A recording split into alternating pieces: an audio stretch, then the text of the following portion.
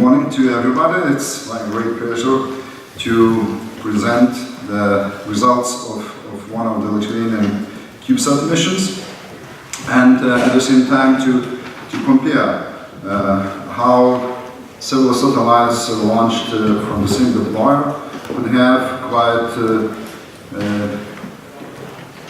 quite different decay time and time in the orbit. Yesterday we had one presentation from the Vilnius University, and it was one of the first Lithuanian satellites called CubeSat. I will talk more about another one called LitSat.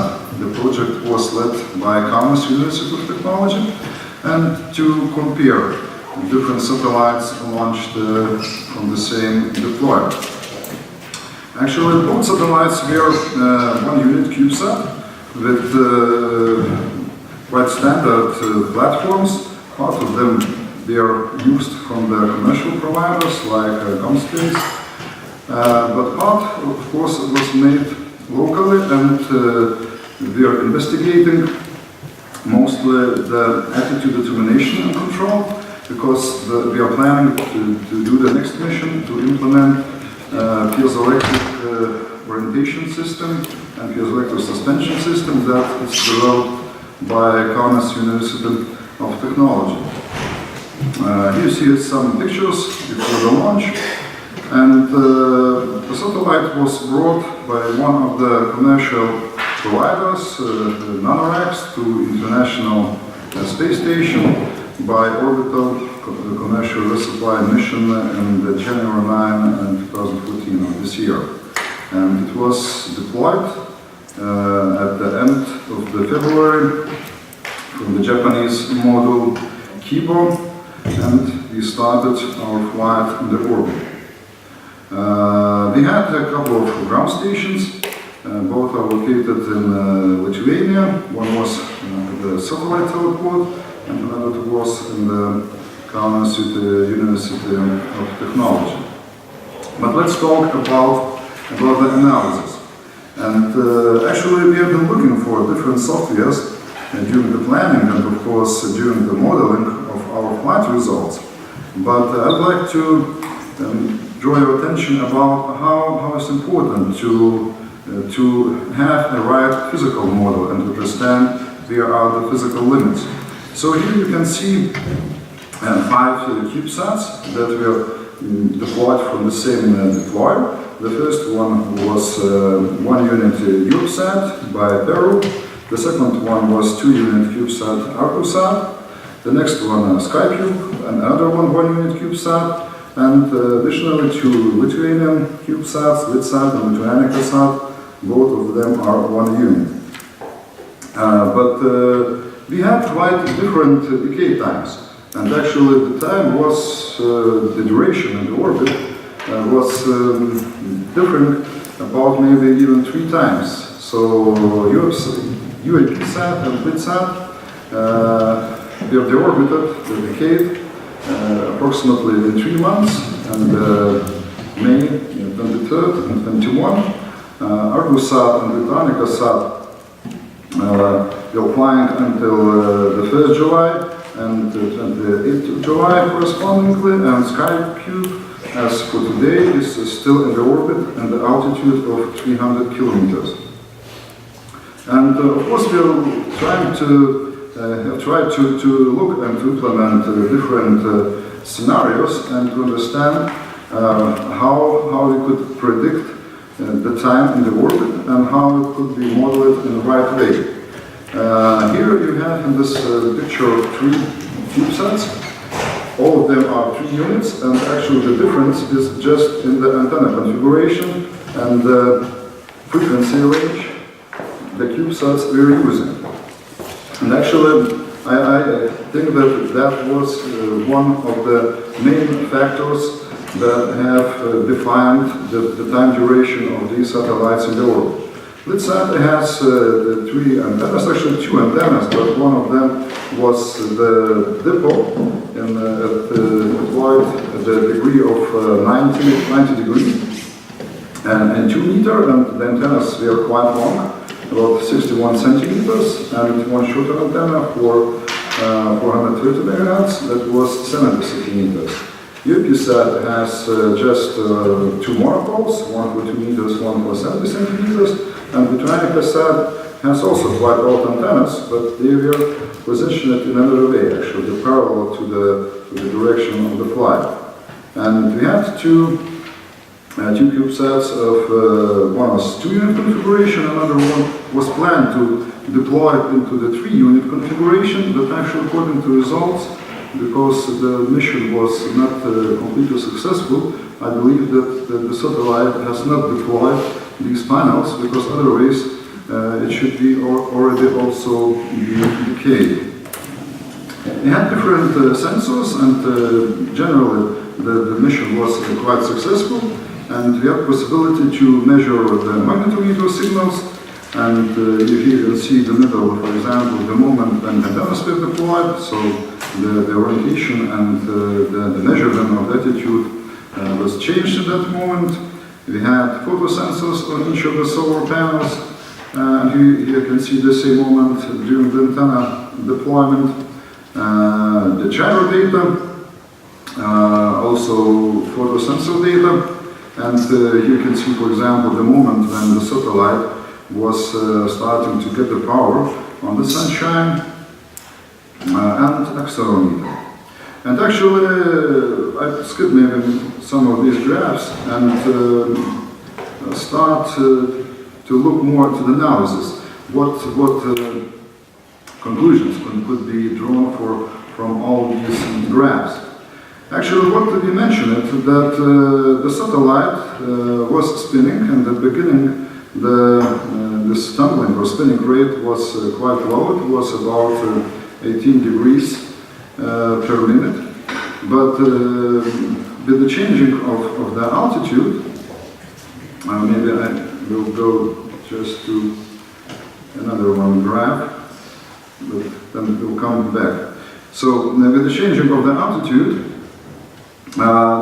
this spinning rate was increasing, and at the end of the mission, when the satellite was lower than 250 kilometers, this spinning rate reached approximately 420 degrees per second. That means one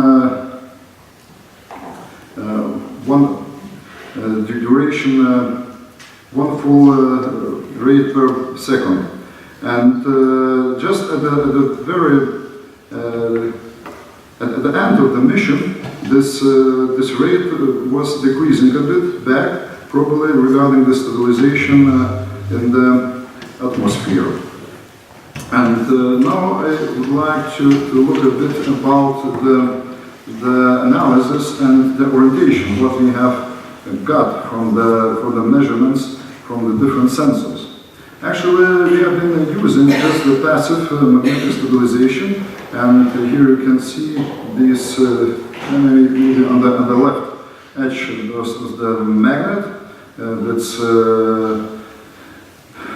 in the red color, and we have used the hysteresis damping material that's in the green. But actually, because of the quite long antennas, we had a sum of different vectors, and these vectors were aerodynamic, of course, and the influence of aerodynamic vector was increasing when the satellite get lower in the orbit and the gravitational torque. But at the same time, we had also the spinning of the satellite, and actually this spinning was like a rolling in the plane of the 2-meter antennas. And almost during the whole mission, we didn't have real stable flight, and the magnetic stabilization, especially the magnetic stabilization and passive magnetic stabilization, was not so effective, and mostly the flight and the attitude of the satellite was determined by the gravitational and aerodynamical torques. We have tried to look at different softwares and to compare our results. And one of these softwares we tried to compare was the NASA debris assessment software, DAS, and we calculated different ballistic coefficients and actually an area to mass ratio. And we have found out that, of course, we can find such empirical coefficients that would correspond quite well to the orbits of the satellites, but these coefficients actually do not be the same as could be the cross-section of one of the other satellite. Actually, this cross-section is a kind of effective cross-section, and is determined by the spinning of the satellite, by the orientation of the satellite, and at the planning, the designing stage of the satellite, it would be quite challenging to find out the right coefficient for this prediction. And as you can see, these in red dots. So if you put the right coefficient, so the software runs well, but this coefficient do not correspond to the actual, let's say, vertical or horizontal cross-section area of the corresponding satellite.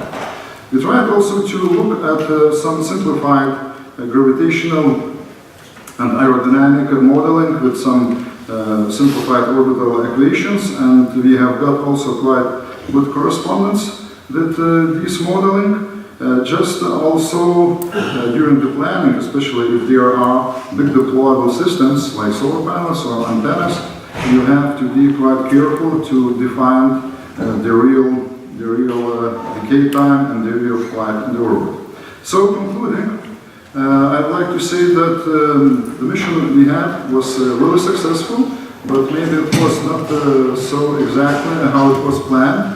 And for the next mission, we will take much more attention to the global system and to look where the gravitational aerodynamic centers are located and how it could be changing during the changing of the altitude.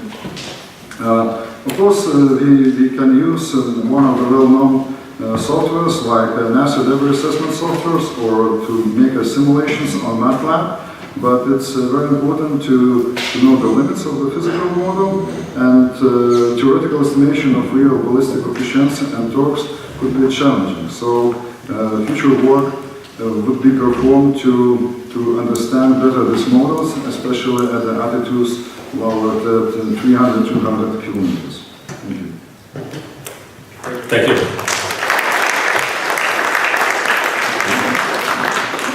So we have a minute for questions.